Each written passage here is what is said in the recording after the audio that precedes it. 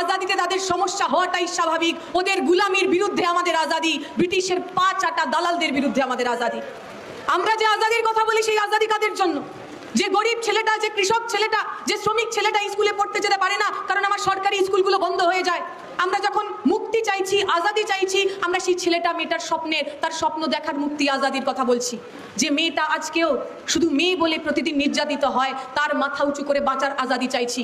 আজকে যখন আমার দেশকে প্রতিদিন লুট করে নেওয়ার পরিকল্পনা চলছে, আমরা সেই লুটেরাদের কাছ থেকে আজাদি চাইছি। আমাদের আজাদি চন্দ্রশেখর আজাদরা শিখিয়ে গেছেন।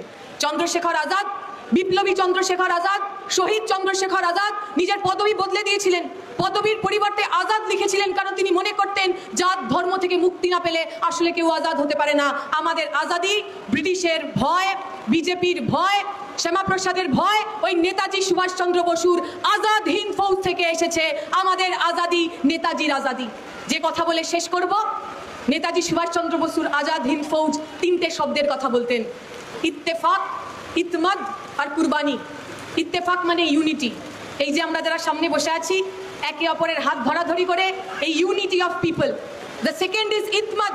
ইতমাদ মানে বিশ্বাস, আমার দেশের সংবিধানে বিশ্বাস, আমার দেশের ভালোবাসায় বিশ্বাস, আর একদম শেষে কুরবানি বা স্যাক্রিফাইস।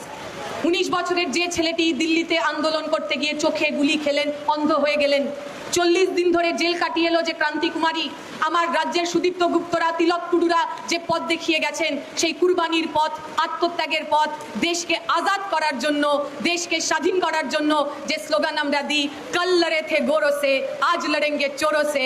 এই গোরাদের যারা দালাল ছিলেন, ব্রিটিশের যারা দালাল ছিলেন, আর আজকে যারা চুরি দুর্নীতি করে আমার দেশটাকে বিক্রি করার চেষ্টা করছেন, তাদের বিরুদ্ধে আজাদি ছিল। আজাদির কোনো সপ্তাহ হয় না বামপন্থীদের জন্য। প্রত্যেকটা দিনই আজাদির দিন, প্রত্যেকটা দিনই আজাদিকে সেলিব্রেট করার দিন, প্রত্যেকটা দিনই আজাদ হওয়ার দিন।